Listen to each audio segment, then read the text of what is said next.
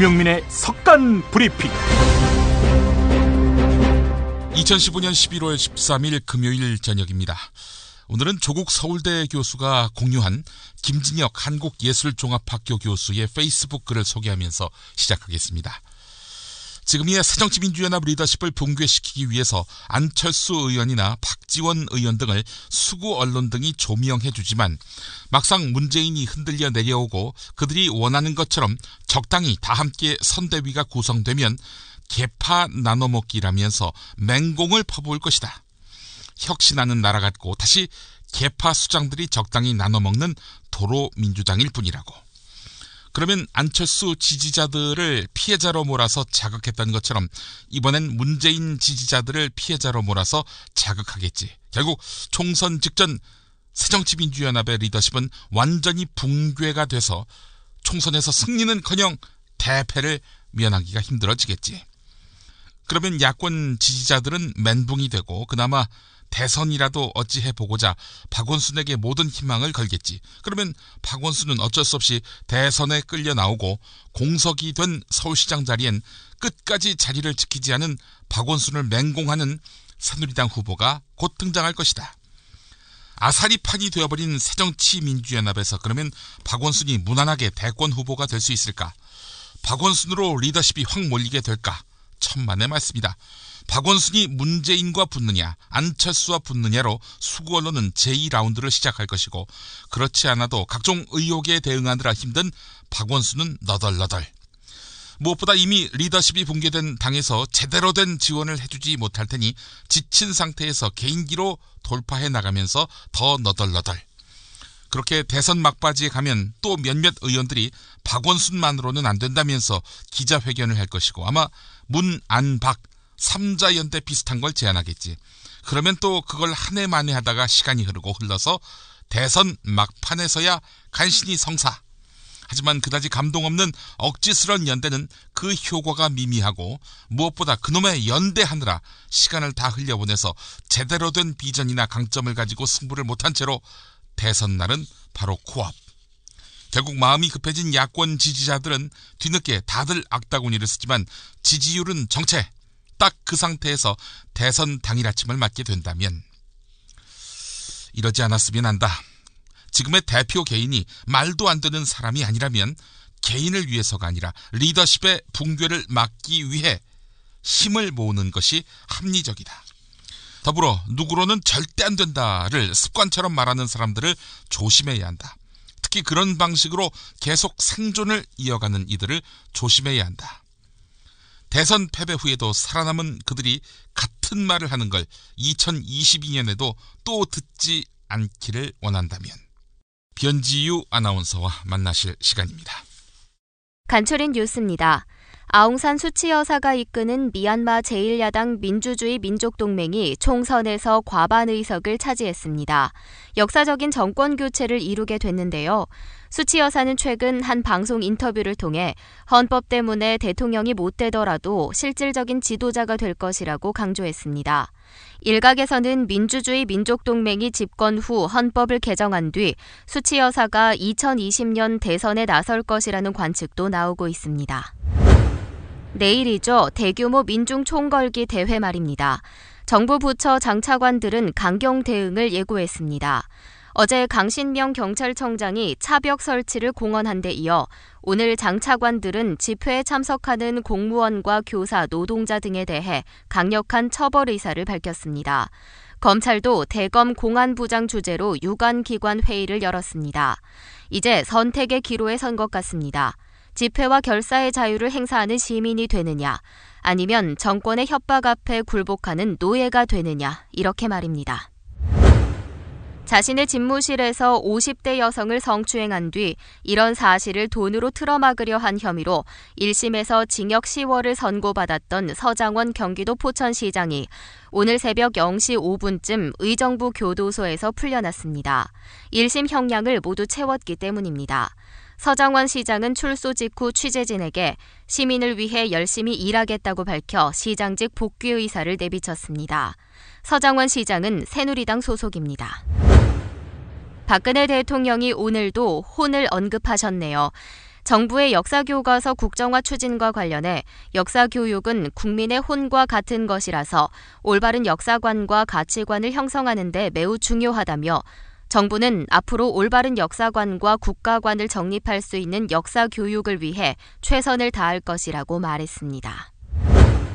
경북 영덕 원자력발전소 유치 찬반을 묻는 주민투표에서 91.7%가 반대표를 던졌습니다. 찬성 865명, 반대 1274명으로 집계된 것입니다. 그런데 전체 투표권자의 32.5%가 투표했습니다. 이런 투표율은 주민투표법에 정해진 효력의 기준인 3분의 1을 넘지 못한 수치입니다. 33.3%가 해야 하는데 32.5%가 한 것입니다. 정부는 옳다구나 이러며 주민투표의 의미를 폄하하는데요.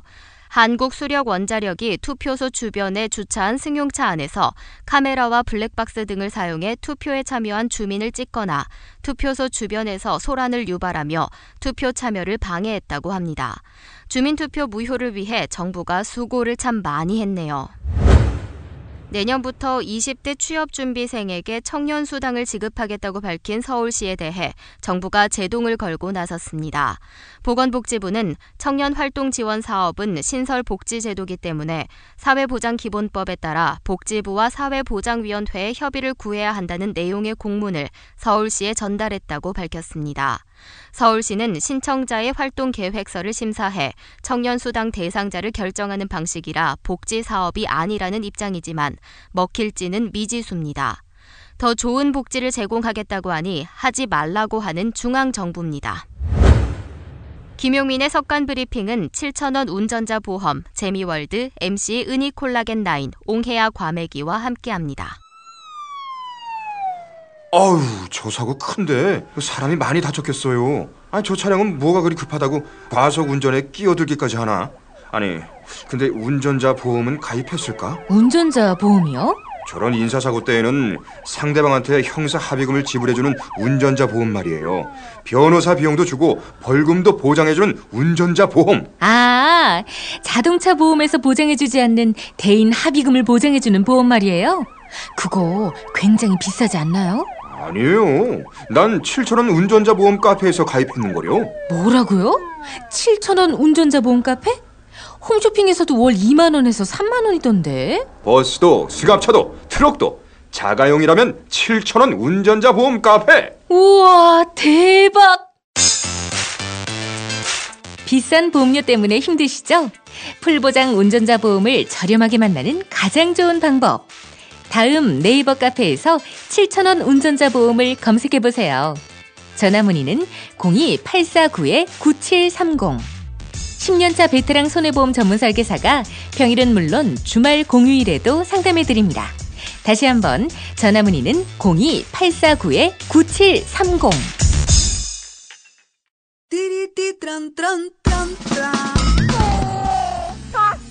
스마트폰, 물통, 무료지, 아이패드, 패스트푸드 음식. 승용차 안이 지저분해요. 이게 섞이지 않도록 몽땅 넣을 수 있는 멀티 포켓 어때요? 한 손으로 스마트폰 보면 팔이 아파요. 목에 거는 스마트폰 거치대 이거면 고민 끝. 우와, 아이디어 장렬. 어디서 살 수 있어요? 즐거운 아이디어, 재미있는 쇼핑몰 재미월드요. 스마트폰, 텔레비전, 냉장고 이런 건 안 팔아도 가려운 곳 긁어주듯 빛나고 즐거운 아이디어 상품이 365일 파격 세일 중이랍니다. 거기가 어디라고요? 재미월드입니다. 구글, 네이버 다음에서 재미월드를 입력하세요. 시간이 흘러도 피부 나이는 20대 그대로. 은이버섯의 식물성 콜라겐이 여자의 피부 탄력을 지켜준다.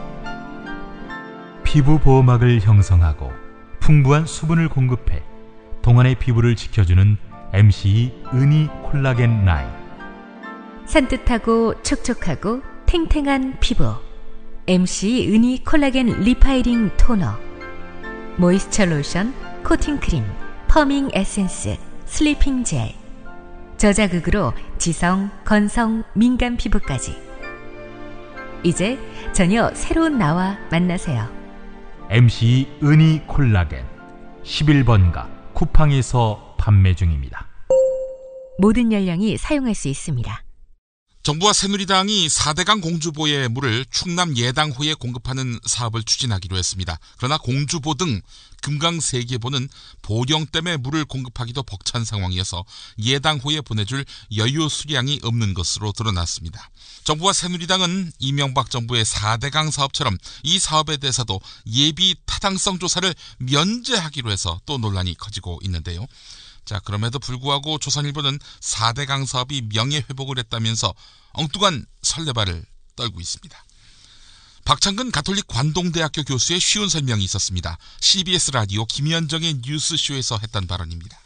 네, 경제성이 없는 사업이죠. 분명한 게 우리가 사실관계로 보면은 4대강 사업을 할 때 근본적으로 물 부족 문제를 해결하겠다는 거 얘기했거든요. 당시 국토부 장관, 환경부 장관, 4대강 사업 본부장, 수상공사 사장 많은 책임자들이 그런 논리를 펴면서 4대강 사업을 했거든요. 그런데 문제는 그때도 우리나라에서 물이 부족한 지역은 산간 농촌 지역이라고 분명히 이야기를 하고 있었습니다. 그러니까 이제 가뭄이 드니까 이런 어떤 또 황당한 또 사업을 하고 있는데. 지금 현재 이 보령댐 도수로 사업을 보면은 이 산을 넘어야 됩니다. 한 160m 되는 산 고개를 넘어야 되는데 보령댐부터 그러니까 그 보령댐에 있는 물을 갖다가 저수지까지 연결하려면 그렇습니다. 산을 넘어야 돼요. 예, 160m 정도 되는 높이가 그 정도 되는 GT제라는 고개를 넘어야 되는데 제가 계산을 해보니까 한 달에 전기료가 한 3, 4천억 원이 되더라고요. 전기료가요? 3, 4천억이요? 3, 4천만 원 죄송합니다. 3, 4천만 원. 네. 그리고 COD 기준으로 지금 금강물이 4급수 이하로 떨어져 있거든요. 그러면 추가로 수질 개선 사업을 해야 되죠. 또 유지 관리하려면은 또 추가 인력이 또 필요하고. 유지 관리비. 그리고 이쪽 지역은 누수율이 최고 50%까지 이르지 않습니까? 다시 해서 물을 100을 보내면은 50은 땅속에서 새버리거든요. 그래서 노후 관로 교체 사업을 또 검토해야 되는데 이런 것을 하지 않았거든요. 그리고 또 지금 국가 재정법에 따르는 예비 타당성 조사도 또 생략해 버렸습니다. 그리고 또 환경 영향 평가도 안 하고. 환경 영향 평가와 예비 타당성 조사를 지금 안 하기로 한 이유는 너무 급하니까 일단은 추진한다는 거거든요. 근데 그거 안 한 게 문제가 크다고 보세요? 그 웬만한 게 지금 제가 이제 국가 재정법을 보니까 재난 복구 시설이라고 돼 있더라고요. 40년 빈도의 그 가뭄이 왔음에도 불구하고 지금 보령 지역에서는 생활용수 공급에는 전혀 문제가 없습니다. 지금.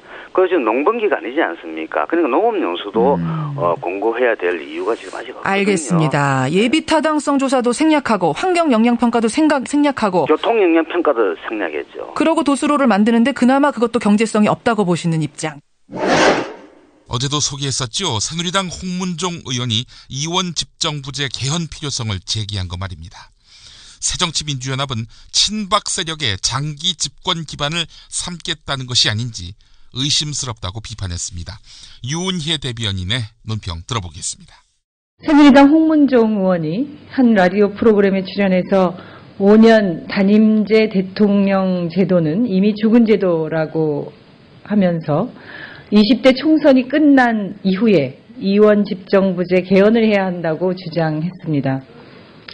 이원 집정부제 개헌을 통해서 친박 세력의 장기 집권 기반을 삼겠다는 것이 아닌지 의심스럽습니다.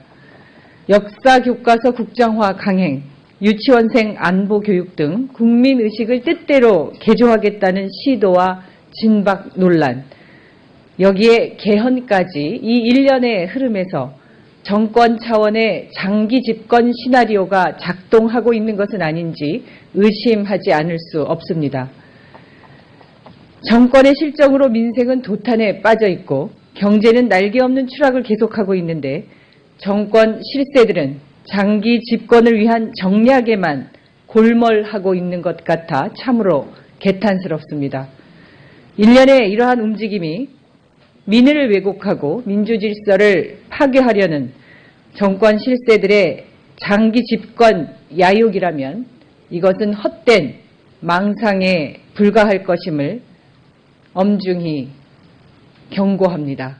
한편 비우스의 뉴스 박태견 발행인은 홍문종 의원이 반기문 대통령 친박 총리, 이 시나리오 가능성까지 부인하지 않으면서 친박이 일본 자민당식 장기 집권을 생각하고 있는 거 아니냐, 이런 의혹을 증폭시키고 있습니다. 박태균 발행인은 그러면서 문제는 내년 총선에서 다시 새누리당이 압승을 거두면 이원 집정제 개헌을 막기란 사실상 힘들어 보인다는 점이다. 그런 면에서 국민이 내년 총선에서 심판을 할 수 있는 1대1 대결 국면을 만드는 것이 중요하나 지금 야당은 계속 분열이 진행형이어서 새정치민주연합이 친박에게 헛꿈을 꾸지 말라고 질타를 하지만 헛꿈이 현실이 될 가능성도 완전히 배제할 수 없는 상황이다, 이렇게 지적했습니다. 야당 분열하면은 이분 생각이 납니다. 조경태 새정치민주연합 의원입니다. 내년 총선을 앞두고 선거구 획정 논의가 결론을 내지 못하고 난항을 겪고 있는 가운데 비례대표제를 없애고 의원 정수를 줄이자, 이렇게 촉구했습니다.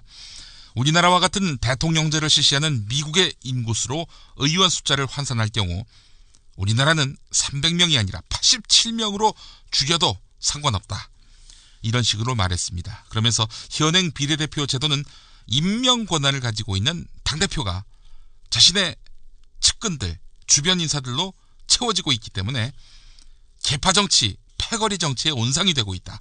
따라서 비례대표 제도를 없애야 한다, 이렇게 주장했습니다. 비례대표를 더 늘리자. 지역구에서 경쟁을 통해 당선되기 어려운, 하지만 외면할 수 없는 소수자, 약자를 국회에 더 보내는 것이 정치개혁 아니냐.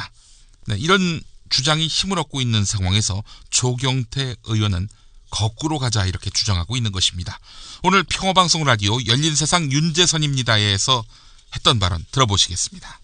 원래 비례대표제의 그 취지가 전문성을 이렇게 확보해서 한다라고 하지만 실질적으로 지금 그 지역구 국회의원들도 다 이제 전문성을 다 확보하고 있습니다. 네. 변호사, 박사, 교수, 의사 이런 분들이 또 어떤 전문적인 그런 벤처 기업가 이런 분들이 좀 지역구 국회의원을 하고 있거든요. 예. 그래서 전문성 면에서도 그 별반 차이가 없지 않느냐. 예. 우리 아마 청취자 여러분들도 지금 비례대표들이 과연 전문성이 월등히 뛰어나다라고 볼 수 있는지에 대해서 아마 잘 판단하고 계실 거라고 봅니다. 전문성뿐만이 아니고 다양한 이런 사회에서 장애인이라든지 청소년이라든지 이런 이 사회 취약계층을 대변할 수 있는 그런 부분에 대한 어떤 비례대표는 필요하지 않을까요? 다양한 목소리가 좀. 그래서 예. 우리 헌법에 뭐라고 표현됐는가 하면은 국회의원이나 어떤 선출직에 대해서는 주권이 누구한테 있습니까? 국민에게 있는 거 아닙니까? 네. 그리고 국회의원이라는 게 정의가 국민의 대표자라는 뜻입니다. 그죠? 네. 국민의 대표자라는 뜻에는 지금 말씀드린 그 장애인이라는 분들이라든지 취약한 분들, 소수분들 다 포함, 그분들도 다 대한민국 국민이지 않습니까? 예. 그래서 국회의원은 대한민국의 모든 국민들을 다 대표한다는 그런 뜻에서 그분들 역시도 국회의원은 것이 어쨌든 소수나 어떤 국민들을 입장을 대변하는 대표자이기 때문에 그게 네. 다 포함되어 있다고 보면 저는 좋을 것 같고요. 네. 전국 민주노동조합 총연맹 등 53개 단체가 내일 서울 도심에서 10만 명이 모이는 민중 총궐기 투쟁대회를 예고했습니다. 자, 그러자 정부는 불법 행위에 대해서 엄정히 대처하겠다, 이렇게 밝혔는데요.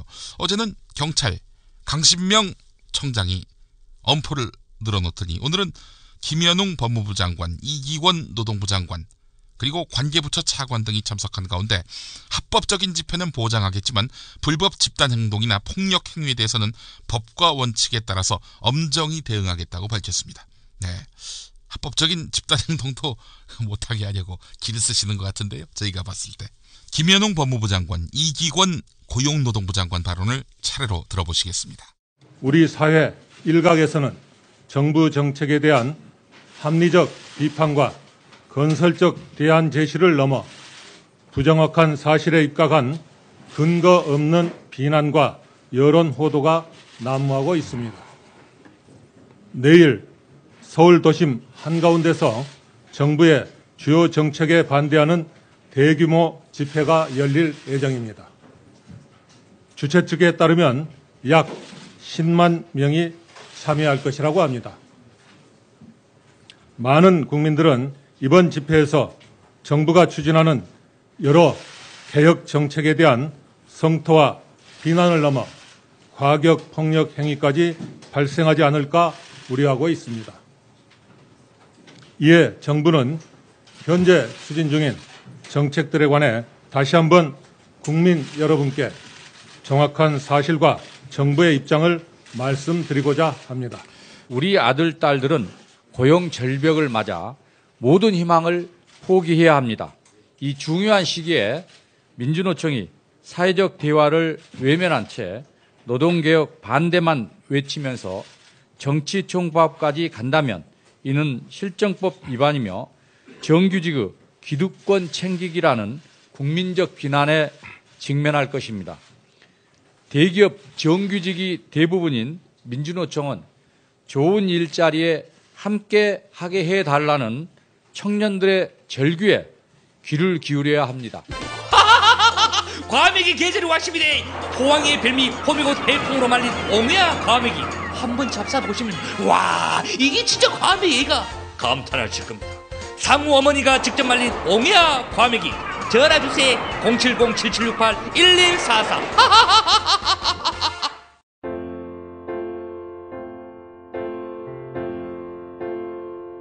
노동자, 우리는 최저임금 5,210원 받고 있는데 그걸 가지고 우리는 살아갈 수가 없습니다. 농민, 농업을 포기하고 떠나야 된다는 그런 생각밖에 들지 않습니다. 빈민, 어디 갈 데도 없고 이게 가람 파는 겁니까 이거? 시민. 월급은 안 오르는 계속 세금만 너무 많이 올라서 11월 14일 모두 서울에 모입시다. 행복하십니까? 살림살이 나아지셨습니까? 이 물음은 지금도 유효합니다. 아니, 더 절실해졌습니다. 잘못된 정치, 소외된 민주, 더 지켜보시겠습니까? 이제 광장에 모여 한 목소리로 사람다운 세상을 영원해 봅시다. 11월 14일 10만 명 규모의 민중 총궐기대회. 전국에 뜻있는 모든 시민은 서울로 모여주십시오. 자세한 안내는 지금 들으시는 방송을 참고해주세요. 브리핑의 선두주자 김용민이 오늘 하루의 이슈와 쟁점을 짚어드립니다. In 4, 3, 2, 1, roll in. 김용민의 속건 브리핑. 월요일부터 금요일까지 저녁 6시 때에 업데이트 됩니다. 김용민의 석간 브리핑. 오늘은 진짜 인터뷰로 꾸미려고 합니다. 가짜 인터뷰가 아닙니다. 11월 14일 토요일 민중 총궐기대회가 있습니다. 바로 내일이죠. 전국에서 10만 명의 민심이 결집됩니다. 이에 정부는 이틀에 걸쳐서 폭력, 불법성을 씌우면서 시민의 응집을 막으려 하고 있습니다. 민중 총궐기대회 투쟁본부의 조병옥 대변인 연결해 보겠습니다. 조병옥 대변인님 나와 계십니까? 예, 안녕하십니까? 예, 민중 총궐기대회 투쟁본부에서 지금 활동하고 계시는데 기성 방송사들이 이번 대회와 관련해서 뭐 인터뷰를 요청한 적은 있었습니까? 아니, 그런 경우는 없습니다. 네. 굉장히 큰 규모의 대회인데 기성 방송들이 별 관심이 없다 이런 말씀이시죠? 예, 예. 예. 자, 이번 민중 총궐기대회 대략 몇 명 정도 모일 것으로 예상하고 계십니까? 지금까지 대략 파악된 바로는 예. 노동자가 한 7만 정도, 네. 민이 한 2만에서 3만, 예. 빈민 단위가 한 1만, 네. 그다음에 시민사회, 청년 학생 이렇게 해서 한 1만, 그래서 한 10만 명은 뭐 훌쩍 넘길 것 같고요. 예. 15만 명은 안 될 것 같고 그렇습니다. 예. 시민은 물론이고 농민, 빈민, 청년 각계각층의 권리가 이제 이어질 텐데 이게 이제 오후 1시부터 서울 시내 곳곳에서 이런 권리가 있은 다음 오후 4시에 광화문에서 총궐기가 있게 되는 거 아닙니까? 예, 형님 그렇습니다. 자, 11월 14일 대회를 개최하게 된 배경, 이유가 있다면 무엇입니까? 원인은 뭐 박근혜 정부의 실정이겠죠. 예, 민중들은 못 살겠다가 오성인데, 네. 정권이 하는 짓은 완전히 독재 시절로 예. 돌아간 형태를 보이고 있으니까, 네. 거기에 대한 분노가 너무 큰 거고요. 예. 그 다음에 이제 국정화라든지 이렇게 말도 안 되는 짓거리를 하는 것에 대한 네. 그런 분노가 있을 거고요. 예. 다양하게 민중들이 더 이상 박근혜 너하고는 못 살겠다. 예. 3년간을 겪어보니 너는 이 나라의 대통령이 아닌 것 같다. 이런 그러한 어떤 절규의 목소리가 한 군데로 모아진 거라고 보시면 될 것 같아요. 예. 그 어느 때보다도 아주 대정부 투쟁성이 선명한 것 같습니다. 그렇습니다. 예. 정확하게 반박근혜 투쟁을 하겠다는 겁니다. 네. 그래서인지 정부는 어제 경찰, 오늘 정부 각 부처 장관들 해서 엄단 방침을 밝혔습니다. 정부의 입장 들어보셨죠? 네, 들어봤습니다. 어떻게 평가하십니까? 이때까지 정부가 해왔던 그 매뉴얼에 한치의 어긋남 없이 나오는 매뉴얼이라고 봐지고요. 네. 이 사람들이 과연 민주정부의 관료들인지 의심하지 않을 수 없는 그러한 담화문이었고요. 예. 그것과 관련돼서는 저희가 각 부문별로 여러 가지 반박하는 그러한 담화문 논평을 냈기 때문에 예. 그것들을 좀 참고를 하시면 될 것 같고요. 예. 뭐 유신 시대나 지금이나 나오는 정부 담화는 참 안타깝게 그지 없습니다. 아직까지도 이 우리 사회가 얼마나 이 70년대, 60년대로 되돌리려고 하는지 네. 그런 의도들이 보이는 것 같고요. 네. 우리 국민들의 의식이 얼마나 발전해 있는지 아직도 이 사람들은 느끼고 있지 못하는 것 같아서 네. 안타깝습니다. 사실 이제 국민을 노예로 만들려고 하는 정부의 이런 음모, 책략 여기에 반기를 드는 민중 총궐기 아닙니까? 노예들이 이 시민들을 억압하는 양상이 되어버렸습니다. 자, 근데 정부가 이제 엄단 방침을 이틀에 걸쳐서 밝혔는데 네. 의도가 있을 것 같습니다. 왜 계속 이렇게 엄포를 놓는다고 보십니까? 협박을 하는 거죠. 일단은 당일날 불법 집회가 될 가능성이 있으니까 네. 그런 가능성과 관련돼서 집회에 참석하지 말라라는 그러한 경고성 메시지가 있는 것 같고요. 그러니까 법을 지켜라 이런 얘기가 아니라 오지 마라. 오면 무슨 굳은꼴을 당할지 모른다. 이런 얘기죠. 이게 전 국민적으로 엄청나게 지금 폭발적으로 이게 지금 회자되고 있고 이번에는 한번 가봐야 되는 거 아니냐라는 그러한 의지들이 굉장히 강하게 표출되고 있거든요. 예. 그래서 실질적으로 10만 명 정도가 모인다라는 것 자체가 상징적인 의미도 굉장히 큰 거고요. 네. 그런 것들에 대해서 경찰이 조금도 위기감을 느끼고 있는 것이 아닌가. 그래서 일반 시민들이라든지 조직되지 않는 대중들이 참석하는 것에 대해서 조금 안 했으면 좋겠다. 이런 의도도 보이는 것 같고요. 예. 지금 이렇게 엄포를 놔야지만 이후 자기네들이 대응을 할 때 여러 가지 유리한 지점을 선점하려고 하는 의도가 아닌가 그런 추측을 해봅니다. 유리한 지점을 선점한다. 이 무슨 말씀이시죠? 이렇게 해놓아야지만 이 당일날 어떤 조그만한 불상사가 생겨도 알아, 쟤네들은 폭력 집단 아니냐, 불법 집단 아니냐, 평화를 뭐 방해하는 세력이다 이렇게 되겠죠. 예. 그 경찰이 가포 비상령을 내렸고요. 청와대 방향으로 차벽을 설치하겠다 이렇게 입장을 밝혔단 말이죠. 또 차벽을 친다 하면 그 시위의 위력 이런 것들을 노출시키지 않겠다. 이런 의도 아니겠습니까? 자, 내일 경찰의 통제 어떤 방향으로 이루어질 것인지 나름 시뮬레이션을 해보셨을 것 같아요. 아직까지 그 정도 수준은 아닌 것 같고요. 다양한 고민들은 했고요. 일단 차벽의 문제는 정확하게 이게 지금 국민의 목소리를 듣지 않겠다라는 상징적인 시설이라고 저희들은 봅니다. 차벽뿐만 아니라 차벽 위에 이렇게 또 큰 방패 같은 걸 설치를 하거든요. 그것은 뭐 이명박 정권 시절에도 그런 게 나왔지만 국민의 목소리를 듣지 않겠다라는 민주주의에 있어서 기본도 안 돼 있는 그런 시설물이라고 봐지고요. 그 다음에 시위대와 일반 국민을 분리를 하겠다는 그런 의도인 것 같고 이게 집회와 시위를 한다는 것은 어떠한 의제를 가지고 그 의제들을 국민들이나 시민들에게 알리면서 이 여기 함께 하고 동참해 주십사. 지금 우리 한국 사회가 이렇다 이런 것들을 알리는 내용인데 이것들이 이제 가로막히게 되는 부분이 있는 것 같고요. 결국은 명백한 집회 방해 행위입니다, 이게. 예. 그렇기 때문에 경찰 스스로가 민의를 저버리는 그러한 시설물이라고 저희들은 보고 있습니다. 네. 차벽을 두르는 것, 예, 그것이 결국 셀프 빅엿이 될 것이다. 뭐 이런 뜻으로 봐도 되겠군요. 예. 그 주요 대학 논술 시험과 연관지어서 교통지옥을 강조하더군요. 정부는 물론이고 보수 언론까지 말입니다. 그래서 저희들도 사실은 좀 우려하는 부분은 없잖아 있습니다. 이게 우리 사회에서 수능이 가지고 있는, 네. 이 내신이나 면접이 가지고 있는 것이 큰 문제이기도 하고. 네. 그래서 저희들도 우려를 하고 있는데 사실상 정부가 발표한, 교육부가 발표한 것처럼. 예. 굉장히 좀 과장돼서 사실은 발표를 했거든요. 어떻게 과장됐습니까? 실질적으로 12개 대학이 한 11만 명 정도가 이렇게 좀 교통 방해를 받을 것 같다 이렇게 이야기 나왔는데 예. 실질적으로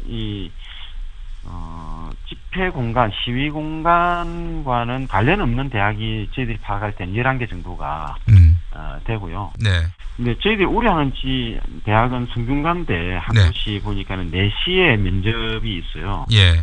요거는 저희들이 봤을 때 좀 우려되는 지점이 없잖아 있어서 예. 저희들 내부에서 논의하기에는 거기 대학로에서 시민대회가 2시부터 열리는데 원래는 3시 반쯤에 행진을 하기로 돼 있었습니다. 예. 그래서 그 행진을 학생들이 입실하고 난 4시 이후에 행진을 하자고 오늘 급하게 결정을 내렸어요. 그래서 적극적으로 이런 부분과 관련해서 협조를 할 것이고 제일 중요한 문제는 경찰이 차벽이나 세우고 어떻게 경비를 잘하고 가포 비상령 이런 걸 내릴 것이 아니라 교통경찰을 제대로 배치를 해서 수험생들에게 아무런 피해가 없게끔 만들어내는 그것이 본인의 임무입니다.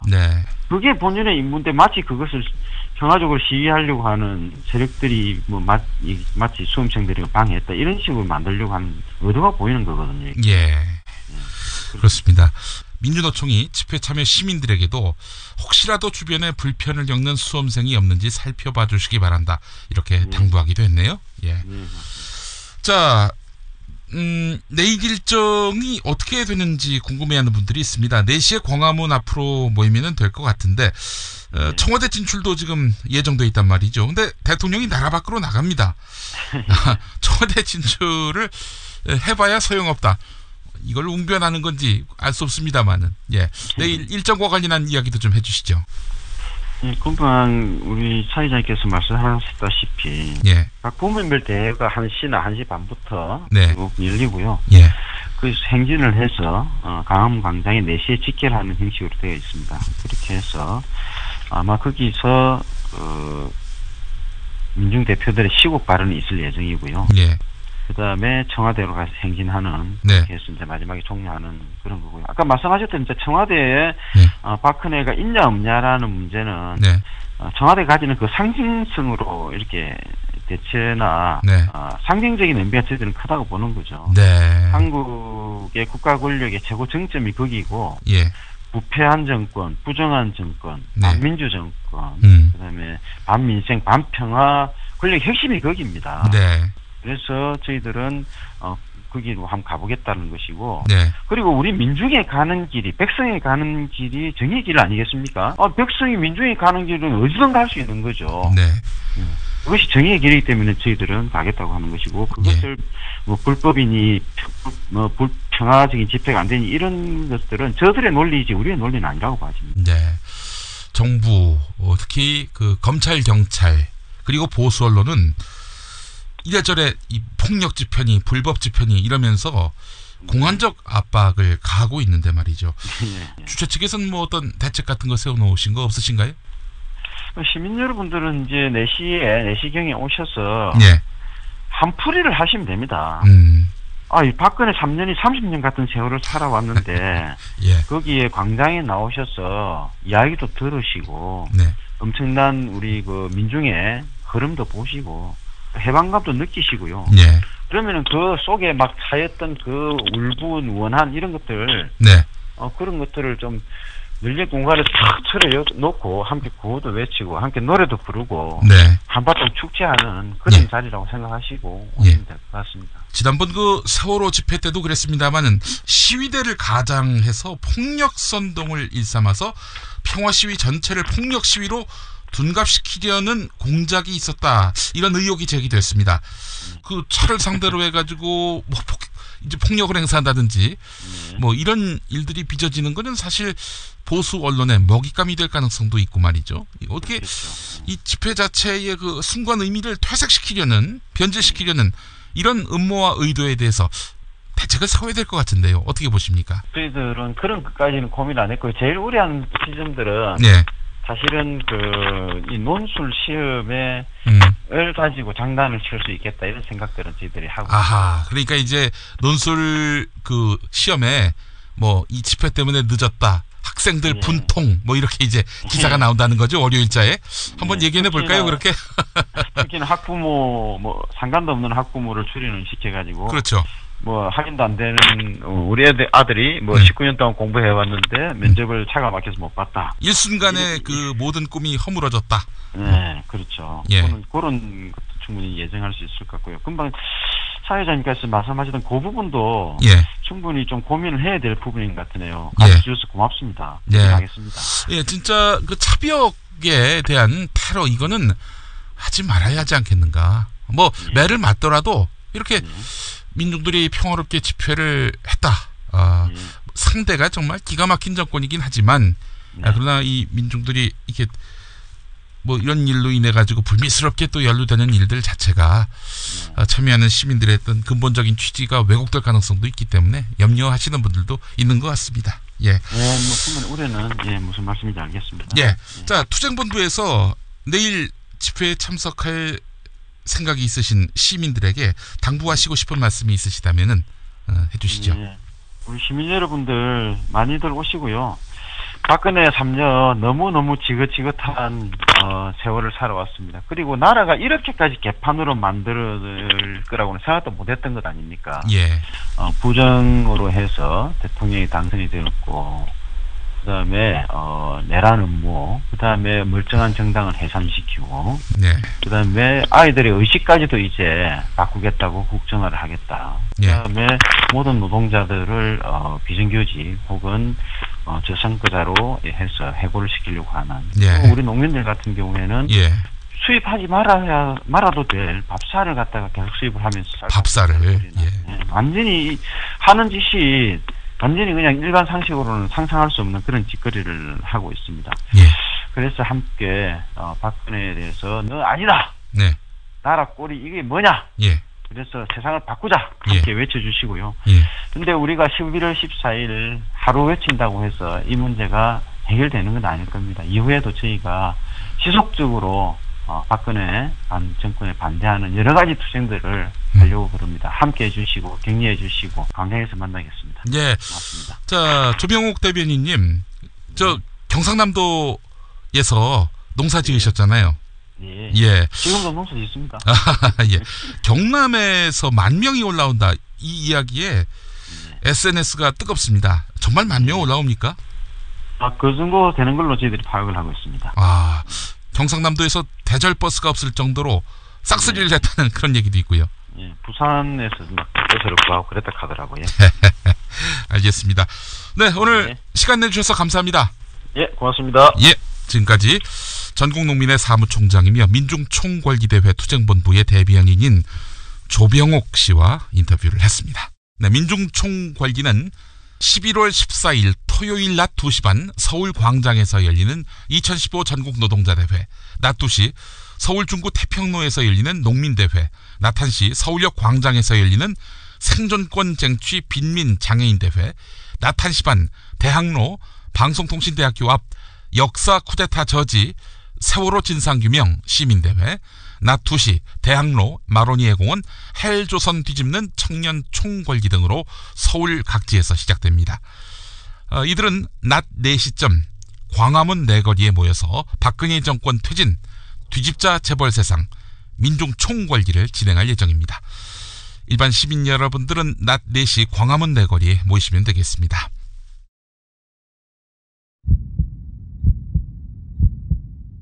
거리의 사제 함세용. 건강한 민족공동체가 형성되기 위해서는 역사 정의가 이룩되어야 됩니다. 진진된 역사, 기술 회복을 위해서 함께 노력하고자 합니다. 탐사 전문기자 주진우. 낮에 막걸리를 많이 드셨지 않습니까? 항상 해진 옷을 입고. 근데 남겨놓은 재산이 너무 많으세요. 유경재단도 있고 영남대도 있고 정수장학회도 있는데 막걸리만 먹었다. 저녁에 시바스리가 먹었지 않습니까? 근데 이제 떠날 채비를 마쳤습니다.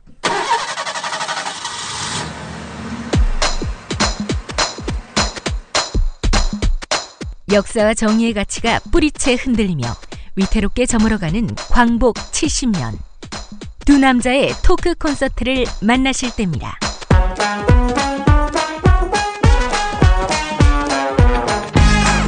함신부와 주기자의 현대사 콘서트. 12월 11일 금요일 저녁 7시 대전 기독교연합회관 연봉홀. 이튿날인 12월 12일 토요일에는 낮 3시 광주 김대중 컨벤션 센터에서 있습니다. 예스24에서 현재 티켓 예매 중이며 입장료 2만 원 중 일부는 역사 바로 세우기 활동에 기부합니다. 시사인과 천주교 정의구현 사재단이 주최하는 함신부와 주기자의 현대사 콘서트. 여러분 모두를 초대합니다.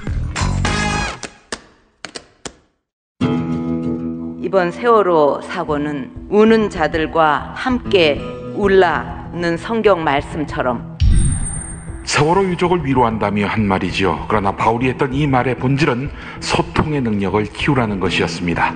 세월호 유족의 진상규명 요구를 무시하며 모른 척하는 박근혜 대통령은 그런 의미에서 우는 자와 함께 울라는 말 하기보다는 들어야 할 사람 아닙니까? 김용민의 새 책 살찐 로마서 고쳐 읽기 12장에 나오는 내용이었습니다. 예스24, 알라딘, 교보문고, 인터파크 등 주요 인터넷 서점에서 만나보세요. 김용민의 신간 살찐 로마서 고쳐 읽기.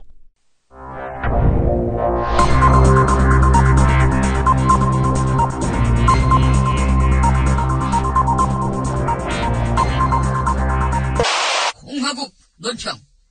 비판과 견제가 들어오면 그 순간 귀가 자동적으로 닫히는 것 같지만 2년 전년 그년 같은 말은 실언이라 할지라도 뼛속까지 기억하시는 여왕 박근혜 노주께서는 내일 폐하의 나라 한복판에서 무엄하게도 노예들이 시위를 벌이는 것에 대한 강도 높은 국가적 중대 조치를 취하실 계획을 표명하시고 정부, 여당, 보수 언론을 총망라한 여왕님 보위대에게 구체적인 공격 방침을 제시하셨다.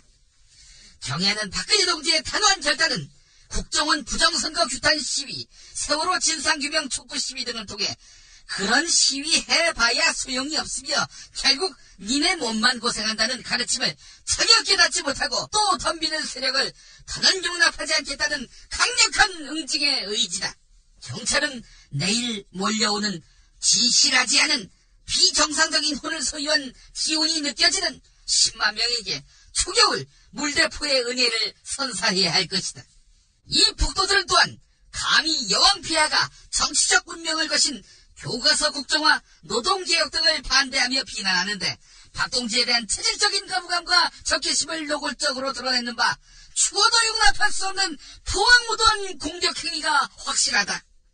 여왕 폐하의 노예들은 시위대에다가 세작을 투입시켜서 전경버스를 파괴하고 논술시험 보낸 수험생들 학교 못 들어가게 하며 태극기를 불태우고 쇠파이프 등을 휘두르며 김정은 장군님 만세를 외치는 등 조선일보, 동아일보의 월요일자 기사거리를 제공해야 할 것이다. 그러면 검찰이 나서서 시위대 배후에 종북이 있었다면서 수사에 착수함으로써 박동지를 참을 수 없이 모독하고 우롱하는 망동이 얼마나 참혹한 결과를 불러오는가를 똑똑히 일깨워줘야 할 것이다. 네, 내일 낮에는 비가 내릴 것 같지 않습니다. 기상청은 토요일인 내일 전국이 남부지방에서 북동진하는 저기압의 영향을 받다가 점차 벗어나겠다고 예보했습니다. 기상청은 전국이 대체로 흐리고 비가 오다가 새벽에 전라남도를 시작으로 해서 낮에 대부분 그치겠다고 예보했습니다. 아침 최저 기온은 10도에서 15도로 오늘과 비슷하겠고 낮 최고 기온은 14도에서 21도로 오늘보다 높을 것으로 전망됩니다. 네, 김용민의 석간 브리핑 마치겠습니다. 내일 아침 조간에서 뵙겠습니다.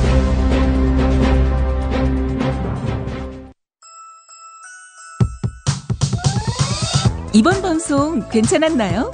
작별의 여운 이렇게 표시해주세요. 다운로드하기, 댓글 달기, 구독하기, 별점 주기. 더 좋은 방송 만들어달라는 약속 이렇게 응원해주세요. 다운로드하기, 댓글 달기, 구독하기, 별점 주기. 기억하셨죠? 다운로드하기, 댓글 달기, 구독하기, 별점 주기.